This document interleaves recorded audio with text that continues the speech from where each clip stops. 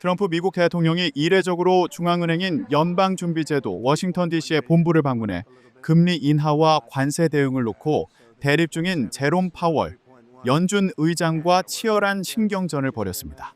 트럼프 대통령은 그동안 과도한 예산이 투입된다고 비판해왔던 연준 본부 청사 개보수 공사 현장을 둘러보기 위해 연준에 와서 파월 의장을 옆에 세워둔 채 일방적인 주장을 제기했습니다.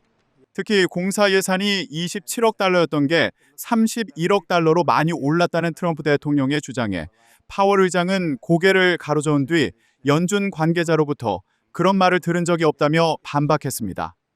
또 트럼프 대통령은 개보수에 31억 달러가 들어간 연준 건물 중 윌리엄 맥체슨이 마틴 주니어 빌딩이 공사 중이라고 주장했지만 파월 의장은 이미 5년 전에 완공됐다고 지적했습니다.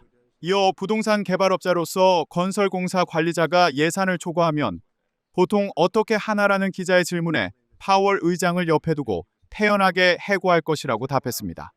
아울러 파월 의장이 어떤 말을 하면 비판을 거둘 수 있느냐는 질문에 트럼프 대통령은 금리를 낮춰주면 좋겠다면서 거듭 금리 인하를 촉구하며 파월 의장의 등을 치기도 했습니다.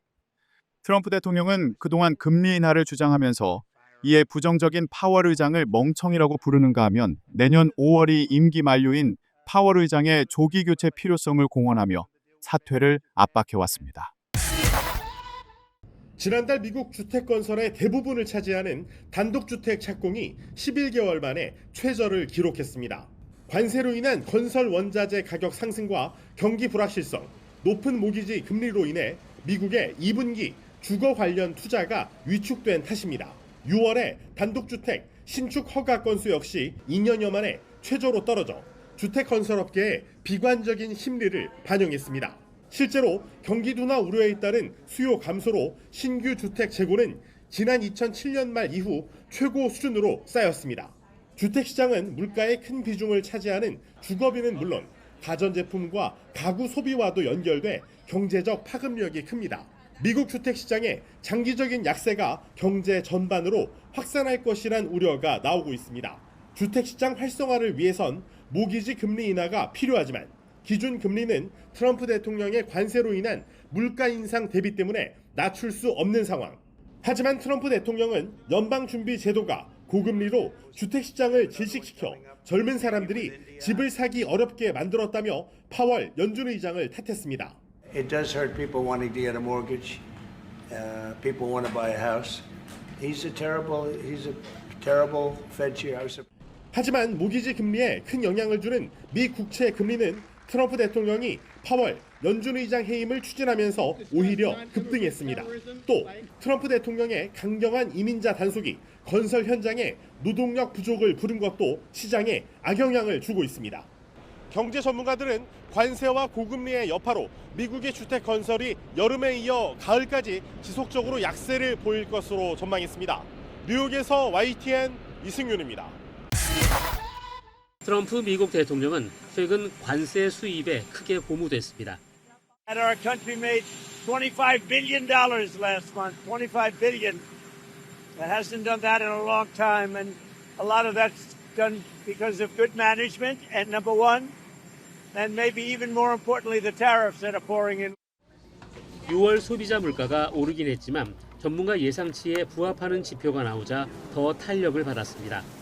연준이 현재 4.5%인 금리를 3%포인트나 내려야 한다고 주장합니다. The economy is roaring, business confidence is soaring, incomes are up, prices are down, and inflation is dead. 그러면서 금리 인하 요구를 받아주지 않는 파월 연준 의장을 끊임없이 비난하며 나가라고 압박합니다. 연준 건물 공사 과다 비용을 구실로 파월을 해임하려는 움직임도 있습니다. Well, I think if Jerome Powell stepped down, it would be a great thing. I don't know that he's going to, but he should.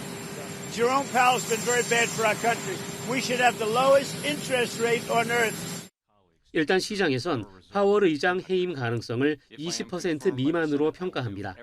하지만 만에 하나 파월 의장이 해임되거나 조기 사임할 경우 시장에 미칠 영향은 어마어마합니다.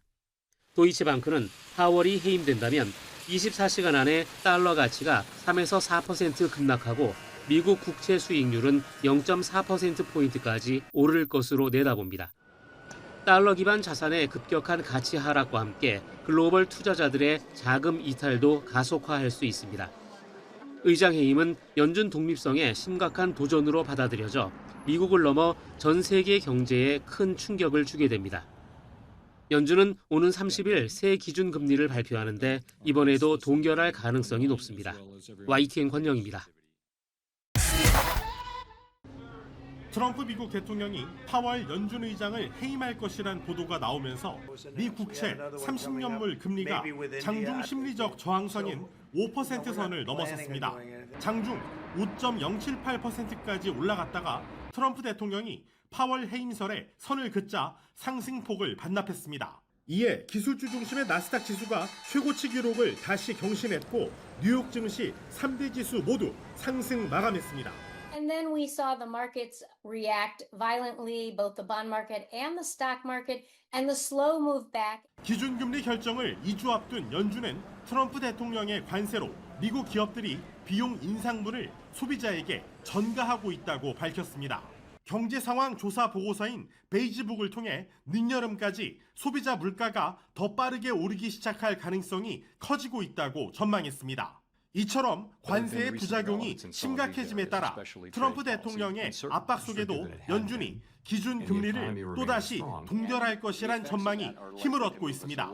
이런 가운데 미국 최대의 은행인 JP 모건 체이스의 제이미 다이먼 회장은 중앙은행의 독립성은 중요하다고 이례적으로 목소리를 높였습니다.